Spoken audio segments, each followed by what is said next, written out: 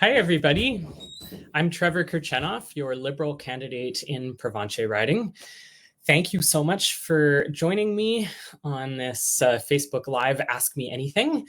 And thank you to everybody who has sent in questions by email. I got some really great questions, and I'm looking forward to talking about them. I think I'll just go in the order that I received things, and as people send in questions as I'm speaking, hopefully I can address a lot of those too. So the first one that came in by email was about the CBC. I definitely feel very strongly about protecting CBC. I don't know if all of you know, but I am a musician by profession. I'm a classical musician. And my experience of CBC is that, unfortunately, it has lost funding that it used to have over the years. And one example of that would be that the CBC always used to record Winnipeg's New Music Festival and broadcast it. And then other Canadians across the country would have some idea of what Canadians were doing in Winnipeg. I mean, we are a huge country, and I think the CBC is really important for helping Canadians across our country realize what's happening all over the country. All right, and I'm Trevor's campaign manager and husband, Ken, and I'm going to be helping to moderate today's live. So first, let's go to questions on maybe one that we've got from Reddit. And the question is, what the healthcare in our region is seriously lacking. Our area has little draw for new practitioners, resulting in a serious lack of family doctors. Myself and my family have been on the wait list for a family doctor for 9 years. I realize this is a convoluted issue with many facets, but if elected, would you be willing to prioritize improving healthcare in this region? Definitely, I think we need to prioritize improving healthcare. A lot of people will probably realize that health is primarily in provincial jurisdiction, but I don't think that means that there's nothing that a member of parliament could do. I think actually there's a lot that a federal member of parliament could do just in terms of raising awareness about issues that are going on, connecting with officials at other levels of government. And I really think that right now would be a good time to welcome those physicians and nurses in the US who are interested in moving to Canada, and to try to streamline that process for them. Since we do have such a shortage here, that makes a lot of sense to me. And it is definitely something that I would advocate for if elected. Okay, next question from email. I'm not interested in reading about Pierre Poilievre. I know all I need to know. I want positive news. Please let me know what you and PM Carney will accomplish. My wish list for Canada is protecting the CBC, improving infrastructure in the north, making education more accessible for everyone, following through on the 94 recommendations from the Truth and Reconciliation Commission. Yeah, those are good questions. I already talked about the CBC a little bit at the beginning. I'm definitely in favor of protecting the CBC, and I think our CBC is about more than just reporting on politics. It's also very important for helping connect Canadians to each other across the country, and knowing what's going on in different parts of our really large country. And also, we don't want Canadian media to be for sale to the United States. I think it's really important that it remains Canadian and Canadian owned. For infrastructure, I think we have a really strong infrastructure plan, starting with a $5 billion investment in a trade diversification corridor fund. We're also planning a first mile fund to help get resources where they need to go. And also a one window approval process to streamline the approval of projects. However, I think it's really important to say that we have no plans to repeal C69, which has a lot of environmental protections built in. I think it's still important to have those careful environmental assessments. We don't need to duplicate them, if that makes sense. And also the Liberal Party has planned a $175 million investment in the Hudson Bay Railway and at the Port of Churchill, which I think will be really important infrastructure in the north. Then education. Yeah, if we're going on the list, Okay. it was infrastructure in the north, and then making education more accessible to everyone. Right. So again, education is primarily a provincial responsibility, but I do think that a member of parliament can still be engaged in issues like that, and especially in connecting constituents with other government officials who can help. And just helping to raise awareness about what's needed, even though it's not primarily the federal government's responsibility. I'll try not to leave you with a whole list of next time. They followed. They had a lot in there, but the last one was following through on the 94 recommendations from the Truth and Reconciliation Commission. Yeah, so I believe strongly in following through on those recommendations. And for those who don't know me that well, I'd like to talk a little bit about some of the work that I've done and I'm continuing to do as an individual, just personally, towards truth and reconciliation, because it is very important to me.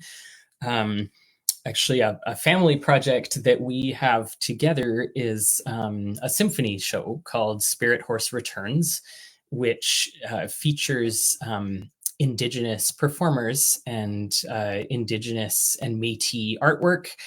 I think Indigenous storytelling and performing and really having a platform for that, which reaches a broad Canadian audience, I think that's an important part of truth and reconciliation. And that's something that we as musicians can do and are choosing to do in our industry. And also on our land, we host some Ojibwe horses.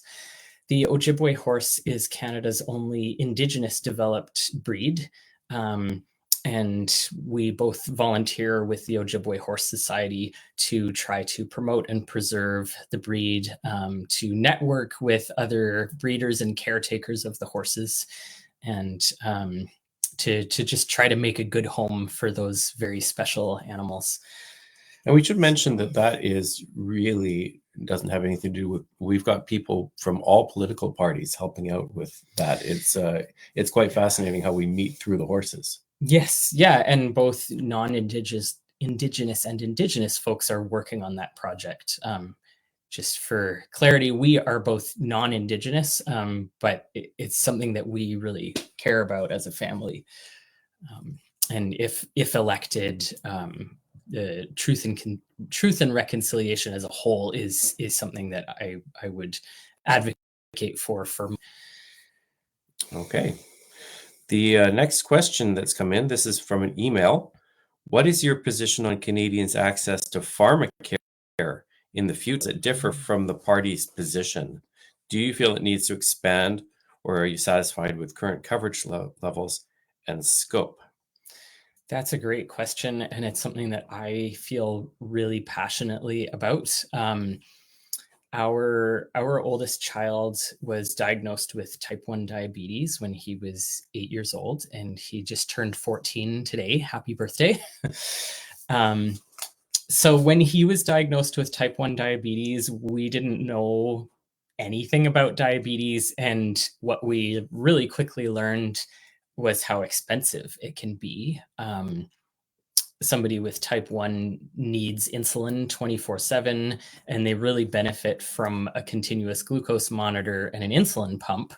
And at that time, Manitoba pharmacare, which was provincial, it provided zero coverage for continuous glucose monitors, or also called a CGM. If you have a CGM, it provides a blood sugar reading every 5 minutes automatically, and you get a great graph of what your blood sugars are doing. And it just makes blood sugar management much, much easier. The only alternative is to prick your finger and draw a drop of blood every time you want to know what your blood sugar is. So when we learned that Manitoba did not have any coverage for CGMs, we got together with a group of other Manitobans who cared about that issue, and we worked really hard to advocate. We worked with all three political parties in Manitoba, and it was the PCs who were in power at the time, and we worked with them, got meetings with them. I wrote a detailed report about the benefits of this type of medical device, and also the cost savings for the province, because with better blood sugar management, the province could save in the long term on costs that are incredibly expensive for our system, like dialysis, which costs $100,000 per patient per year. So we did a ton of work around educating the MLAs about this issue. We challenged them to prick their own fingers so that they could experience what it was they were asking our children to do instead of having a CGM. And they learned a ton. Eventually, we got meetings with the health minister and with the people who work directly under her. And finally, the government did make that change, and they did decide to cover CGMs. At first, only for people under age 18, but we kept pushing on that, and they did expand the coverage to all ages. So in Manitoba, we went from having the worst diabetes coverage in the whole country to now having among the best. So that's something that I'm really proud of having been part of. And I think I learned a lot from going through that process of working with politicians and working with the media to raise awareness, and with advocacy groups as well. And federally now, just now, Manitoba has signed on to federal pharmacare, which I think is incredibly exciting, and it will include diabetes and also some reproductive healthcare. So that's going to start up in June, and I really want to see that happen. Pierre Poilievre unfortunately voted against that federal pharmacare, which I think is a real shame. I mean, that experience of advocating in Manitoba really made me think, like, does it make any sense for people in each province and territory to have to go through this massive process of advocacy, one province and territory at a time? And we even had people who were moving away from Manitoba to other provinces where the coverage was better, just so that they could have the life-saving devices that they needed. So I feel really strongly about federal pharmacare, that this is something we need to have. And also, one thing some folks might not realize about the federal program is that it is doing away with deductibles. You won't have to first reach a deductible before your medications and devices are covered. So I'm super excited about that, and I really want to see the whole country sign on to that. And I think the stuff that's covered right now, diabetes medications and devices, that's a great first step. If elected, I would definitely be advocating to see that expanded to other medications as well, because I think it would benefit so many Canadians, and it will save us money in the long term, because a lot of this stuff is preventative. So it will save our health system money. All right. This is a question from Reddit. If elected, what are your biggest priorities with the region? Manitoba and Canada. Do you have any experience with bill writing and have any legislation you're thinking of putting forward? Okay, so in our area, I definitely hear a lot about housing. People want affordable housing in Provencher, and I think our Liberal plan for investing in housing is huge. What Mark Carney is proposing is actually to allow the federal government to get involved in housing and for the federal government to act as a developer to try to quickly and at scale build more affordable housing, which I think it's really important in our area, because often when I'm driving around the riding, which I've been doing a ton, the riding is huge, and I've been doing a lot of driving trying to deliver everybody's signs and get out to different communities. So when I'm out and about, I feel like I see a lot of large single family homes that are new builds, which is great, but I'm not seeing as much in terms of new apartment buildings and condos, which I feel would be more affordable for first-time home buyers. So I think this plan will help with that, which would be great. Another local issue that a voter brought up with me the other day was the CO silica sand mine that was proposed a little while back in the Enola and Vivian area.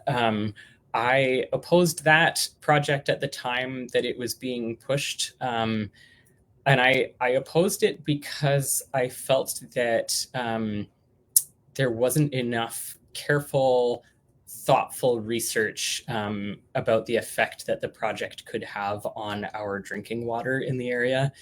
And obviously, nothing is more important than having clean water. So I really feel we need to be very, very careful about a mining project like that one that was going to be using technology that really hadn't been tried before to access silica sand in the aquifer from which we get our drinking water. So if that issue comes up again, that's something that I would be watching really carefully and feeling pretty cautious about. Okay. And the other part of that question was your experience with bill writing and legislation. Right. So I personally have not drafted a bill before. I guess the closest I've come is the policy advocacy that I did around diabetes coverage. I did a lot of research for that project to try to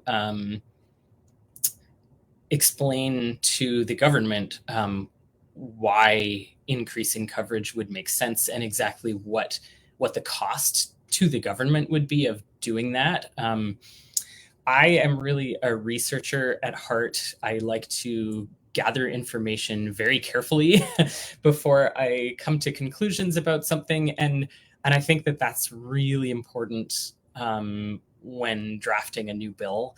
I know my opponent, Ted Falk, has only had a couple of private members' bills, and one of them was really widely criticized as just, maybe there were good intentions behind it, but there would have been pretty severe negative unintended consequences, including a massive cost to the government of the bill that he proposed, which I'm sure as a conservative, he probably didn't intend that at all. But I think that's really important when we're talking about new legislation to really think many steps ahead. What will all the consequences be of the proposed legislation? And we're certainly seeing the effect of unintended consequences in big government actions with regards to the South. Right. Yeah. A lot of sudden changes because they tried something and then realized it was a disaster in one way or another in the States. So, yeah, things have to be carefully thought through. So, next question. Let's go to something from comments here. What is your position on women's rights to reproductive choices, and how does it differ from that of the other parties? That's a fresh question 2 minutes ago. Okay, thank you for the question. I am firmly supportive of access to reproductive rights, healthcare. I think that's really important. And also, as a Liberal candidate, actually all Liberal candidates have to be on the same page on that one. The Liberal Party is a really big umbrella, and as a candidate, there is a lot of stuff that one can disagree with. Like if there's some specific platform position that it's like, actually for my area that doesn't work, and the people in my area would like this. Like, you're allowed to disagree with certain positions, but access to reproductive healthcare is not one of those things. Like, everybody in the Liberal Party agrees on that. It's very strongly contrasting to the Conservative position. My opponent here, Ted Falk, says that he is pro-life, that he believes life begins at fertilization, and that he thinks there should be no exceptions to that, like no exceptions where a woman could access abortion. There was quite a lively chat online about this, and a number of people weighed in and said, but surely they would be offering medical exemptions for such things as ectopic pregnancies. And other people were saying, no, that's not the position that he stated. Right. And I think that's another case where you have to be so careful with legislation. I think we're seeing that in the United States in some cases where people said, well, that can't possibly be what they mean. They cannot possibly mean that they want a woman to die of an ectopic pregnancy.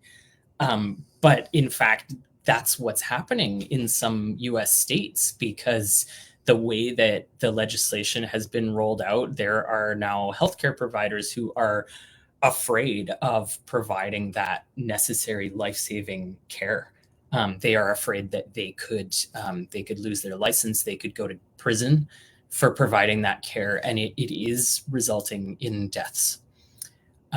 So I think that reproductive health care really needs to be up to the patient and their healthcare provider. Now, Poilievre has said that that would not be on the Conservative agenda to bring up restricting access to abortion. But I don't know if that means that a private member could not bring up a bill and that it would go to a free vote. I don't know. I mean, I'm not an expert on the Conservatives. That's not primarily what I'm here to talk about. We're not here to have but I think it would be a good question for Ted Falk. Like, it does sound like a lot of his base want him, like they want that to be his priority. I don't know why he hasn't actually brought that in as a private member's bill, since that seems to be a really key issue for him. All right. This is you've dealt with some of these issues before. I'll just read this. This is a comment from the comment section. I'm a resident of Lorette, and our growing community currently lacks adequate local health care facilities. Many residents must travel significant distances to access basic medical services. Would you and the Liberal Party support the development of a new health center in Lorette? What specific steps would you take to help establish such a facility in our community, including potential federal funding mechanisms or partnerships with provincial health authorities? Thank you for considering this important community need. Yes, yes, I would support that, and I think, I mean, there have been federal funds for things like this in the past and for infrastructure, and I think it's really important for a local member of parliament to advocate for the communities in their riding to be able to access those funds. Like, a member of parliament needs to work together with officials at all other levels of government and get on the same page and advocate for communities to access those funds. I'm having trouble remembering the exact details, but we did something on this a couple of days ago, where news had come out in November that there were 17 Conservative MPs who had been advocating on behalf of their local communities to try to access the infrastructure fund. Federal infrastructure funds. And Poilievre had voted against that federal fund. And then he instructed his MPs to no longer advocate for their communities to access the fund, which is just mind-boggling to me and so frustrating. It shouldn't matter which party is in power. I think the local MP needs to advocate for the local communities, and if there are funds like that are accessible, we need to do everything we can. Mm-hmm. So, comment has come in as a follow-up to that. Says, you can't do anything. You're a liberal and have to obey liberal policies. So, I mean, like what I was saying before, the liberal umbrella is a big one, and there is space within the party to disagree on certain things. So if needed, that's what I'll do. But I would say I think it would be incredibly valuable for a rural prairie riding to have a Liberal representative in the Liberal government. The polls right now are kind of showing that likely we will have a Liberal majority. I hope that we will. And I think I could do a lot of good as part of that Liberal majority, being on that team on behalf of our area. We haven't had that in a long time here. I think it's time for that now. So here's a question that's come in as an email. What are your thoughts or suggestions when engaging with people who are what I would call traditional voters, who always vote for the same party like a tradition, regardless of the person that will ultimately represent them and their ideals, policies, plans, etc. in that party? For example, as long as I've been engaged in Canadian politics, I would have always voted NDP. But this year, my first that I'm able to actually place a vote as a Canadian citizen, I'm going to vote Liberal because it's strategic for my area and for the country that I want to live in. For those who just always vote Blue because it's blue, how do you break through that and actually get down in the details of what they will mean for them specifically? And then by extension, maybe the potential that they may have a vote a different direction that actually aligns more with them in the end. That is a really good question. And it's something that comes up a lot for me in this area. I do meet a good number of voters who say that they're going to vote Conservative because they've always voted Conservative, because their parents always voted Conservative and their grandparents always voted Conservative. It can be frustrating and disheartening for sure to hear that. If you have a good amount of time, sometimes a good conversation is possible. Some things that I point out is, well, the Conservative Party has changed over time. And that's always something that's really interesting to talk about. And then also to bring up specific policies, especially if you know the person who you're talking to fairly well, and you might be able to think of some policies or programs that impact them directly. Like, for instance, if I'm speaking with someone who has young kids or who might be thinking about having young kids, I'll sometimes talk about the childcare program that we have now, the $10 a day childcare. And I will share my experience with it, which is my kids are 14 and 10 years old now. And before they were born, I worked full time with the symphony.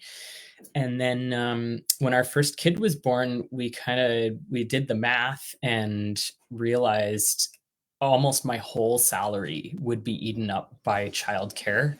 And so I made the decision to resign from that job. And then I was a stay-at-home parent for 10 years, which, I mean, don't get me wrong, like I did love being a stay-at-home parent. And I'm very happy that I had that time with my kids. But I do also wonder if I would have made a different choice if the $10 a day daycare had been available at that time. Now I am freelancing. I'm kind of back in the workforce, and it is harder after 10 years out of the workforce. Like that, it is really challenging. So something like that, sometimes you can connect on a personal level with somebody and connect about a program that's been brought in, and see what they say, see if there's any wiggle room for them there. Well, and a good example is how somebody reached out and said that they're, as a member of the Canadian Forces, they felt like they were not really able to, well, what exactly was their question about? Yeah, this person has kind of a new idea. They're wondering about creating a veterans corps for people who have served but are no longer physically able to pass the fitness test that's required. And I thought it was a really good question, and I was able to reach out to the party about what is already in place, because admittedly that's not something that I have a huge background in. Like I didn't know that much, but I was able to do some research quickly and talk about what's already in place and maybe what could be changed, what could be expanded. So yeah, trying to talk about the specifics, look up the programs, look up what has been put in place in the past 10 years, because there's a ton of misinformation out there that people hear online frequently. And I think if you talk about new legislation, or you talk about a new program and say, okay, but what do you think about this specific thing that the Liberal Party did? You might actually find a person saying, oh yeah, I did use that program, or I am happy that now I can get my teeth done. It's amazing because of dental care, federal dental care. So I think that's a good way to connect if you have time, and if you sense that the person might be open to talking at least. All right, next question. This has come in from email. And it is, what is the Liberals' position on charitable status for religious organizations? And there is a link here to the Niagara Independent, which says that the potential loss of charitable status for religious charities might be the biggest sleeper issue in the federal election. The Liberal government proposed the change, and only Conservatives opposed. So the question is about loss of charitable status. Right. So somebody brought this up on Reddit yesterday, and at first I thought, wow, I haven't heard about this before. I better go look this up. And it turns out that seems to be some purposeful misinformation that's being shared. There is no Liberal plan to change anything about the charitable status of religious organizations. And it's tricky, because that article that the person linked, it does have some accurate information in it, which can make you think like, oh, this is the real thing. Like it's reporting on something that happened, but then it jumps to these conclusions that are just completely false. So I guess the accurate part of the information is that, yes, there was a committee on this, and they received recommendations from tons of organizations across Canada. Bipartisan committee too. Yeah, it was a bipartisan committee, and they received lots of recommendations, and they wrote a report. But the important thing to know is that a committee like that doesn't have anything to do with government policy. It doesn't have anything to do with the Liberal Party itself.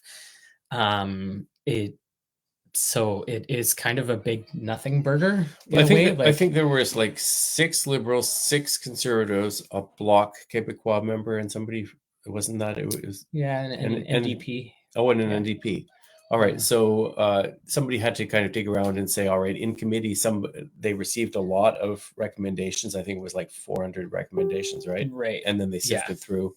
And then the article tried to make it seem like, I also found a reference to this on the Conservative website. Both that article and the Conservative Party, they tried to make it seem like this is something that the Liberal Party is pushing, which it isn't. Okay. So here's a question from Reddit. If elected, would you consider championing election reform? First past the post is awful. Right. So, yeah, I think many of us agree that first past the post is not ideal by any means. Just for anybody who doesn't know, first past the post is the electoral system that we have right now. So, in this riding, out of the 4 candidates who are running, whoever gets the most votes wins the seat. And I know a lot of people feel like the sizable chunk of people who vote for someone other than the winner, that they feel like their votes don't matter sometimes, and it can be really frustrating. So I actually have a degree in political science from UBC, and I've thought a lot about electoral reform. When I was doing my degree, one of my poli-sci professors had worked quite a bit on electoral reform in BC. This was in what year? 2004.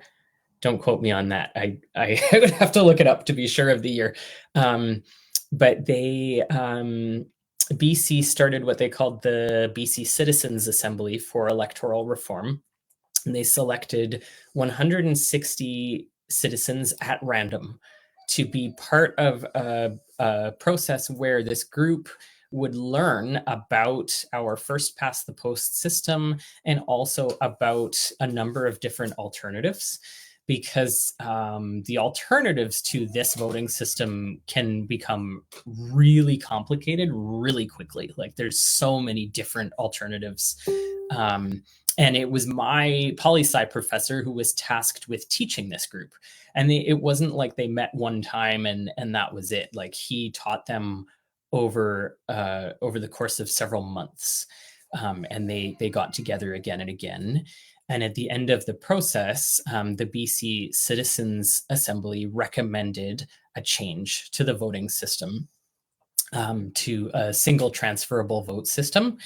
And they put that change to the entire BC population in a referendum. Unfortunately, it did not pass in the referendum. And what my professor felt about it afterwards was that it was just really complicated and really hard to explain to the average citizen in a short period of time what the new voting system would be like, how it would work. It's really easy to just say the person who gets the most votes wins. Done. Like, that's that. It's very simple to understand. And I know my professor really wished that he could have somehow had time to work with everybody, explaining each system, but he felt that education was the big challenge there, and that's why the referendum failed. So all that is to say that yes, I agree with you that first past the post isn't great. It isn't the best system that we could have. I would be in favor of a change. I would advocate for a change. But I think it's important also to be realistic about how very, very difficult that would be to do. Probably one of the hardest things to accomplish, I would say. Sometimes a question from the comments here: if you were elected, what would it look like to represent your constituents that voted PC and might hold different values that you and your party do? I've been thinking about that quite a bit, actually, and I have been getting out into situations where I'm talking with people who strongly disagree with my views and with liberal views. I think it's important to have those conversations. And an MP needs to represent all of their constituents. There's lots of things that can come up where a constituent needs help with something, and I don't think it always has to be so partisan. I think it's important to listen and to respond. I mean, there are going to be some things that I just, I could not agree with, like my stance on reproductive rights. Like I said earlier, that's very firm, and that's not going to change. Um, but I know, and I'm demonstrating that I am capable of having intelligent and civil conversations with everyone. So if there's a group of farmers that that disagree with me on all sorts of things, but they, there's something that they really need help with to manage their farms, I'm going to be open to having conversations with them about whatever it is that they need. I actually was in Grunthal a few days ago, and I had coffee with a group of people who did tell me they think that Canada should become the 51st state. I completely disagree with them on that point. But again, if they come to me and they need help with something that's affecting them and I can help, I will. All right. So along similar lines, somebody asked, this area has had backbenchers for so long and it's tiring. There's been so much stagnation and underrepresentation, and a lot of us feel like our votes don't even matter at this point. So what would be your number one priority as Provencher if elected? So there's two parts to that, really. So the first part is about underrepresentation and feeling like your vote doesn't matter. Yeah, I understand the frustration there, and I share it. But I think this election could be different. There actually are a lot of liberal-minded people in this riding, and I think if we all get out and vote, and if we all talk to our friends and our neighbors who maybe sometimes feel that apathy, if we all convince our friends and neighbors that they need to vote too, I think the outcome of this election could be different. Provencher, on some of the polling websites, it is no longer listed as safe conservative. So there's some wiggle room there, and we all need to work hard, have the hard conversations, and do what we can. We can't do it alone, but there are a lot of us, and if we all have those conversations, I think we can make change. And certainly, if I'm elected as an MP, I will be advocating strongly for every part of this riding. I am trying really hard to get to every corner of the riding during this election period. Was it yesterday? No, the day before. We were in Whitemouth chatting with people there. I am planning a visit to Buffalo Point First Nation. I'm still talking with them about when that's going to work out, but I really hope that it's going to work out. I just received an invitation to go and talk to folks in Vita Personal Care Home. I made it over to the Sugaring Off Festival in St. Pierre. I've done door knocking in Lorette. So I'm really trying to get to every part of the riding and hear views from every part of the riding. This riding is not only about Steinbach. There are so many communities, including many French speakers, Indigenous communities. There's actually a lot of diversity in the riding. in terms of, were they asking for one top priority? They said your number one priority is a Provencher. I don't think I can even just choose only one priority. I think a full-time MP should have plenty of time to work on more than one thing, for sure. I've talked about some of them earlier, but pharmacare is really important to me. Improving facilities and infrastructure in our area is really important. I know in Lorette, folks there are hoping for a new recreation facility. And also in Oakbank, there's ongoing fundraising trying to build the Armtech Recreation Center. Oakbank is no longer in our riding, but that recreation center would still be accessed by people in our riding from Enola, Hazel Ridge, and Cooks Creek. So that's another thing that I would be trying to help get federal funding for, to get that project off the ground and get it going. There's and affordable housing is another priority in the riding, as well as protecting our clean water. Oh, and another thing that I wanted to bring up, Mark Carney announced a few days ago that part of the Liberal plan going forward will be the creation of new national parks. And I think it would be amazing to have a new national park in our riding. Our riding actually contains the Tallgrass Prairie Preserve, which is an amazing, beautiful space, but it currently gets very little funding. Like times when I have visited that area, I've been told that they don't have enough funding to manage it properly. Like they couldn't pay for gas to put in the lawnmower to mow down some of the bush that's trying to grow in the area. And I thought, oh my goodness, that's not great if there isn't even funding for some very very basic management of the area. And I think if that could become a national park, that would be incredible for tourism in Provencher, and it would be great for protecting the native species that are so celebrated in the Tallgrass Prairie Preserve. Similar question. I believe animal welfare has fallen off the radar as Canada deals with the US. But can you tell us what you propose to improve the welfare of animals in our area's dominant factory farming business environment?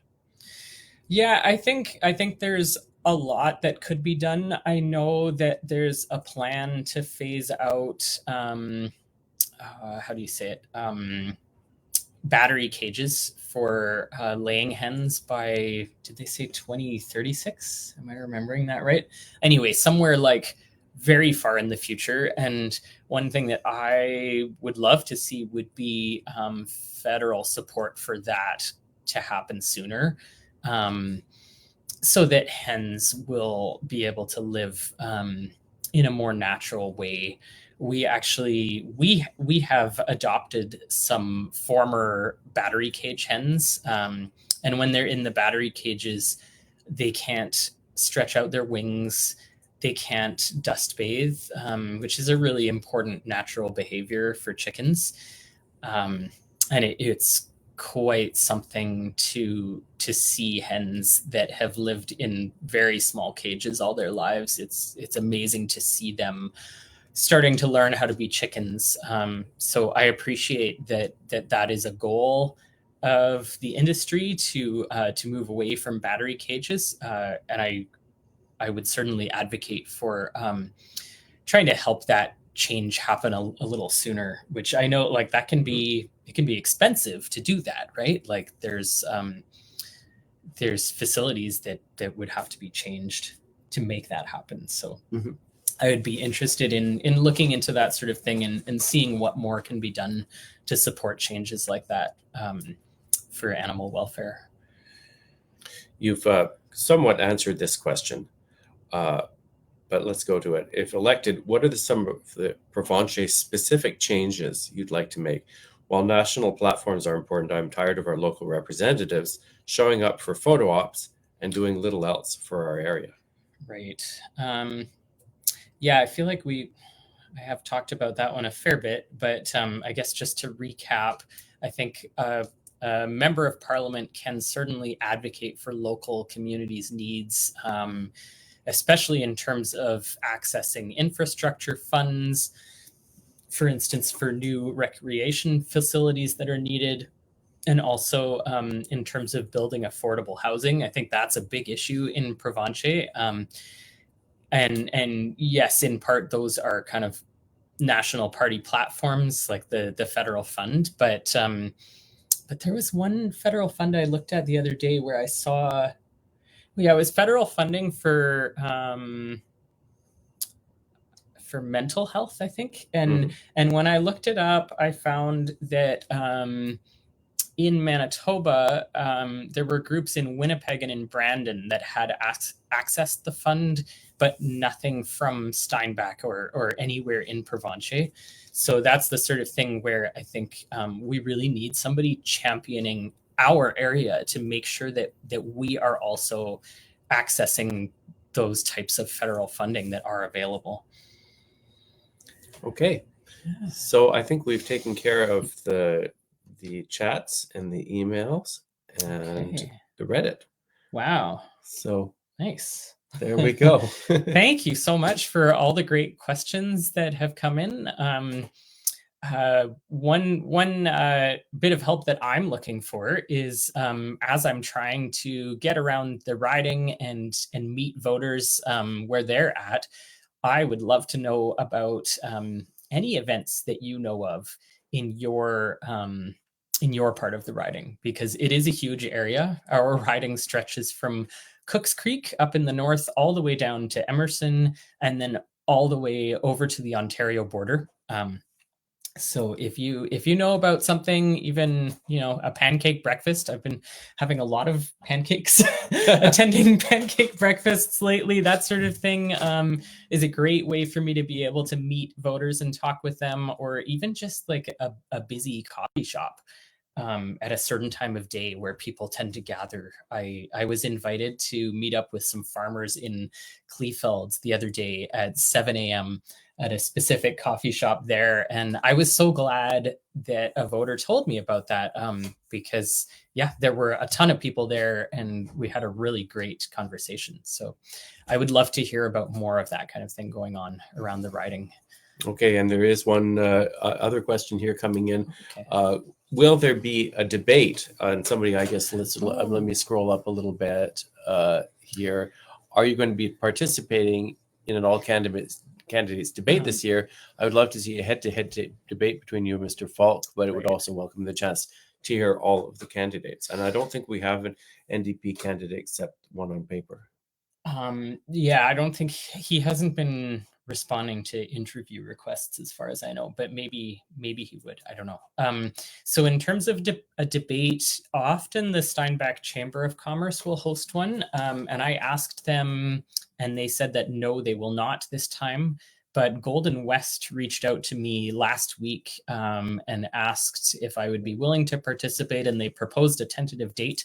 And I said yes, and I'm waiting to hear back whether or not that's confirmed, because it's actually set for Wednesday, and I don't think we've heard back from them whether that's happening. If it does happen, my understanding is that it would be recorded and would be available for people to watch afterwards. And also they had said that it would not be edited, which I think is important. Yeah, did I cover that, or was there more to that question? Is it just the debate? I think it was just the debate. Okay. Yep. They would just like to see. Yeah. So hopefully there will be one. Yeah. Pancakes and maple syrup at 100% liberal. there was this one here. If elected, will you stand up for Canada against Trump? Yes, absolutely. And I think the Liberal leader, Mark Carney, is the right person for this moment. I got to meet him last week, and I got a really good impression. He's a very serious, intelligent person, very thoughtful and strategic. And I appreciate very much his experience as an economist. I think that's what we need right now. And also his connections to Europe as well. I believe that's a big benefit for Canada as we are looking to try to expand and diversify our trade relationships with other countries. To have a prime minister who already has some of those connections and who is really well respected in the international community, I think that's going to help us a lot. Okay. Yeah. So feel Thank free you. to email any further questions or comments you have to info@trevor-liberal.ca. And I think it's quite likely we'll do another live. Yeah, this was really fun. And these were great questions. I really appreciated them. And we're also going to be continuing doing the podcast. And if elected, I think you can expect further podcasts and live streams from Trevor taking your questions and phone calls. Like whenever I get a voicemail or an email from somebody asking me to call them back, I do call them back. That's very important to me. I also try as much as I can to deliver signs personally when I get a sign request, although sometimes that's not possible given how very large the riding is. But I try my best because I love that part of campaigning. I love getting to meet people. It's so interesting. All right. So that's it for now. Again, it's info@trevor-liberal.ca. Thanks, everybody.